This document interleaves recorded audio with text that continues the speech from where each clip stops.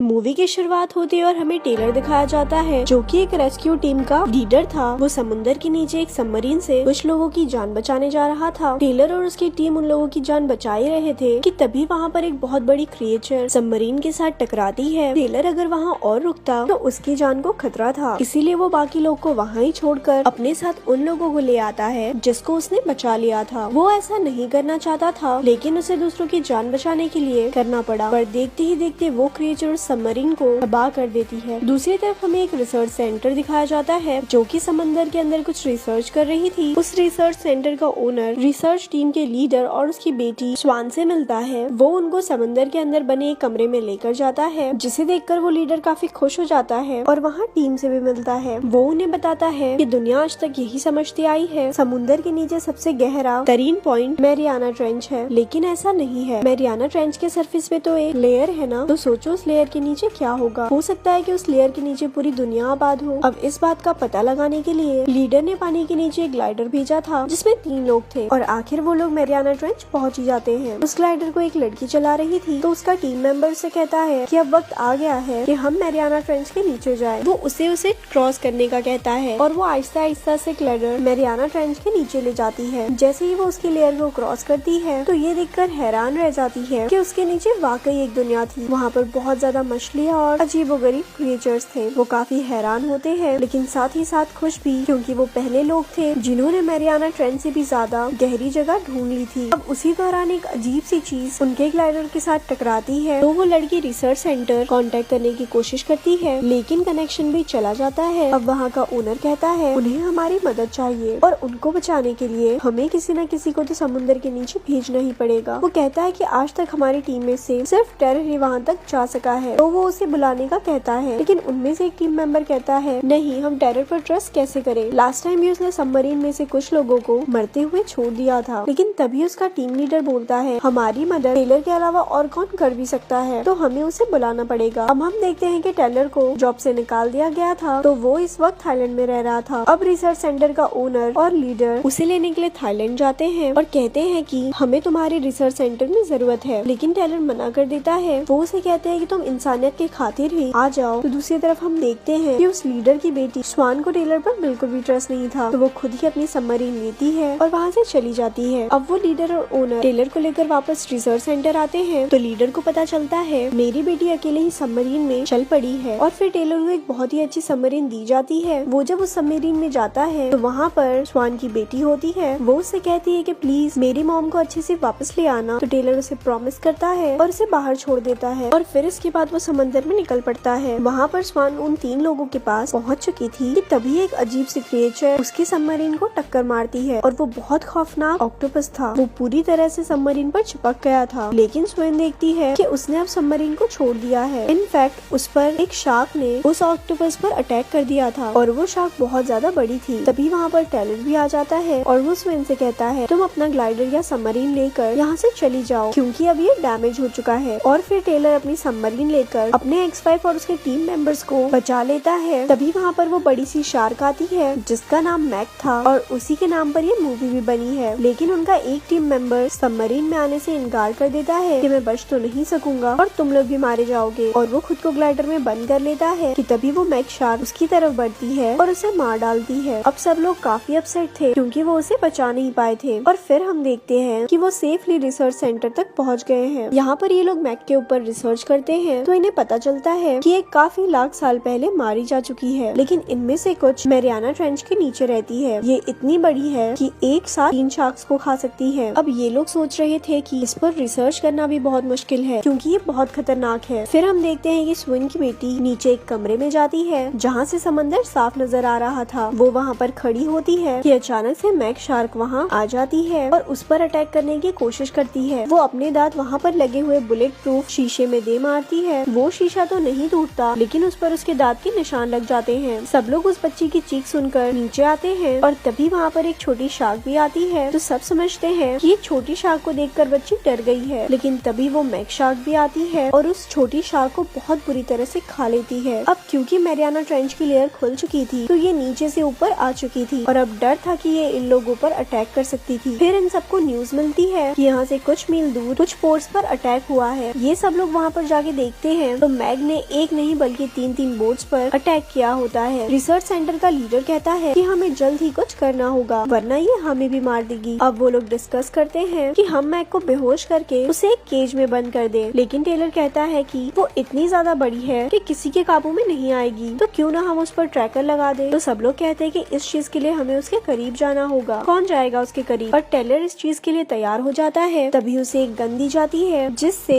उसने वो tracker mag में शूट करना था। वो उसके करीब जा ही रहा होता है कि वो वहाँ से गायब हो जाती है, लेकिन वो गौर करता है तो उसे दूर से उसके फिन्स नजर आ रहे होते हैं। वो शूट करता है और ट्रैकर सक्सेसफुली उसमें लगा देता है। अब टेलर को वापस लाने के लिए उसकी रस्सी खींची जाती है जिससे थोड़ा शोर होता है, तो मैग ये सुनकर टेलर के पीछे चलने लगती है। यहाँ मैग उस पर हमला करने ही वाली होती है कि बाकी टीम मेंबर्स उसे जल्दी से बोट के अंदर खींच लेते हैं। अब ये लोग सोच रहे हैं कि जल्द से जल्द मैग को बेहोश करना होगा वरना ये तो बहुत तबाही मचाएगी। तो वो स्वेन को एक बहुत ही मजबूत शीशे से बने बॉक्स में लॉक करते हैं और बहुत ही मजबूत केबल से उसको अटैच कर देते हैं। अब स्वेन समुंदर के नीचे जाती है और उसके पास एक पॉइजनस शॉट था जिसकी मदद से उसने मैग को बेहोश करना था। अब हम देखते हैं कि मैग उस बॉक्स को तोड़ने की बहुत कोशिश करती है लेकिन उससे वो बॉक्स नहीं टूटता, लेकिन अनलकीली यहाँ पर वो केबल टूट जाता है और मैग उस बॉक्स को अपने मुंह में ले लेती है। अब ये देखते ही टेलर भी समुद्र में जाता है और स्वेन को उस बॉक्स में से निकाल लेता है। बाकी टीम मेंबर्स गोश्त के टुकड़े समुद्र में फेंक रहे थे ताकि मैग उनकी तरफ अट्रैक्ट हो। जैसे ही मैग उन गोश्त के टुकड़ों की तरफ जाती है तो इस बात का फायदा उठाकर टेलर और स्वेन समुद्र के ऊपर जाने लगते हैं, लेकिन मैग उनको देख लेती है और उन पर अटैक करने लगती है। लेकिन लकीली इन लोगों की जान बच जाती है और स्वेन फौरन ही वो पॉइजनस सिरिंज उसके मुंह में फेंक देती है जिससे वो जहर पूरा का पूरा उसके मुंह में फैल जाता है और वो मर जाती है। फिर टेलर और स्वेन को भी पानी से निकाल लिया जाता है। अब मैग को भी ऊपर ले आया गया था। सब लोग काफी खुश थे कि उन्होंने मैग को मार दिया और अब उन्हें लग रहा था कि उन्हें नुकसान पहुंचाने वाला कोई क्रिएचर नहीं बचा कि तभी उनके टीम मेंबर में से एक आदमी पानी में ही था और वो भी खुश हो रहा था कि तभी एक और बहुत बड़ी मैग वहाँ पर आती है और उस आदमी को खा जाती है। अब वो मरी हुई मैग की तरफ बढ़ रही थी और जैसे ही वो उसको खाने के लिए अटैक करती है तो उन दोनों की वजह से उन लोगों की बोट मिसबैलेंस हो जाती है। उन लोगों की बोट का बैलेंस खराब हो जाता है। अब मैग वहाँ पर आती है और एक और टीम मेंबर को खा लेती है। बाकी लोग अपनी जान बचाने के लिए तो रेस्क्यू बोट्स में वहाँ से निकल जाते हैं, लेकिन मैग भी उनके पीछे ही थी। तभी वहाँ पर कुछ हेलीकॉप्टर्स आते हैं और वो मैग पर फायर करके उसे वहाँ से भगा देते हैं। फिर हम देखते हैं रिसर्च सेंटर का जो लीडर था वो काफी जख्मी हो चुका था और अनलकीली उनकी भी यहाँ पर डेथ हो जाती है। स्वेन अपनी फादर की डेथ को लेकर काफी रोती है, बहुत परेशान होती है, लेकिन तभी टेलर वहाँ पर आता है और उसे समझाता है कि सब ठीक हो जाएगा। अब ये लोग रिसर्च सेंटर वापस आ चुके थे तो यहाँ का ओनर इन्हें बताता है कि मैंने चाइनीज आर्मी को बुलाया है जो कि आगे मैग को मार देगी और आप सबको भी सेफ जगह पर छोड़ आएगी। वो कहता है कि मैं इस रिसर्च सेंटर को भी बंद कर दूंगा और इसी के साथ वो एक हेलीकॉप्टर में बैठता है और वहाँ से जाने लगता है और तभी हमें पता चलता है कि वो झूठ बोल रहा था, उसने चाइनीज आर्मी को बुलाया है। इनफैक्ट वो खुद ही मैग का मुकाबला करना चाहता था और उसके लिए उसने बहुत सारे एक्सप्लोजिव और टूल्स मंगवाए थे। अब हम देखते हैं कि वो लोग मैग पर एक बॉम्ब ब्लास्ट करते हैं जिसकी वजह से बहुत बड़ा एक्सप्लोजन होता है और वो देखते हैं कि गोश्त के बड़े बड़े टुकड़े पानी में फैल चुके हैं। तो वो ओनर समझता है कि उसने मैग को मार डाला, तो वो बोट में बैठे बाकी रेस्क्यू मेंबर्स को ऑर्डर देता है कि उसके पास जाकर देखो क्या वाकई ये मैग है। पास जाने पर उनको पता चलता है कि ये मैग नहीं बल्कि एक बहुत बड़ी व्हेल थी। तो वो बोट से अनलकीली नीचे गिर जाता है। अब मैग भी वहीं पर ही थी। वो खुद की जान बचाने के लिए एक व्हेल पर जाता है, उसी व्हेल पर जो मर चुकी थी, लेकिन मैग वहाँ आकर उसे खा लेती है और वो मर जाता है। अब दूसरी तरफ रेस्क्यू टीम को पता चलता है कि वो ओनर झूठ बोल रहा था, हमारी मदद करने कोई भी नहीं आएगा। तो टेलर कहता है कि हमें मिलकर ही उस मैग को मारना होगा। अब वो लोग मैप पर देखते हैं कि एक बीच है और वहाँ पर बहुत सारे लोग वेकेशंस मनाने आते हैं और ट्रैकर से पता चलता है कि मैग भी वहीं आसपास ही है। वो लोग कहते हैं कि इतने सारे लोग देखकर मैग उन पर जरूर अटैक करेगी। तो वो लोग फौरन मैग को रोकने के लिए उस बीच पर जाते हैं, लेकिन उनसे पहले ही मैग वहाँ पर पहुँच चुकी थी और समुद्र में इतने सारे लोग देखकर वो उन पर अटैक कर देती है और उन्हें खाने लगती है। लेकिन तभी टेलर भी वहाँ पर अपनी बोट लेकर पहुँच जाता है। वो यहाँ पर एक ट्रिक खेलते हैं। वो पानी के अंदर एक ऐसा सेंसर लगाते हैं जो कि व्हेल मछली की आवाज निकाल सकता था। वो उसको ऑन करते हैं तो मैग को लगता है कि यहाँ पर कोई व्हेल है और वो उस तरफ बढ़ती है उसका शिकार करने के लिए। दूसरी तरफ टेलर और स्वेन इसी इंतजार में थे कि कब वो यहाँ आए। अब मैग उनके बहुत करीब आ चुकी थी तो वो अपने ग्लाइडर्स वहाँ से थोड़ा दूर ले जाते हैं। उनके ग्लाइडर्स में एक रॉकेट लॉन्चर भी था जिसकी मदद से वो उस पर अटैक कर सकते थे। अब हम देखते हैं कि मैग भी उनके पीछे पीछे ही होती है और वो ग्लाइडर से टकरा जाती है, जिसकी वजह से टेलर की ग्लाइडर का लॉन्चर बटन इंजन खराब हो जाता है और अब मैक कंटिन्यूअसली उसके ग्लाइडर पर अटैक कर रही थी, लेकिन तभी टेलर यहाँ चालाकी से काम लेता है और उस ग्लाइडर को टेढ़ा करते हुए ऐसे मैक के पास से गुजरता है कि उसकी नोकीली चीज मैक की बॉडी को चीरते हुए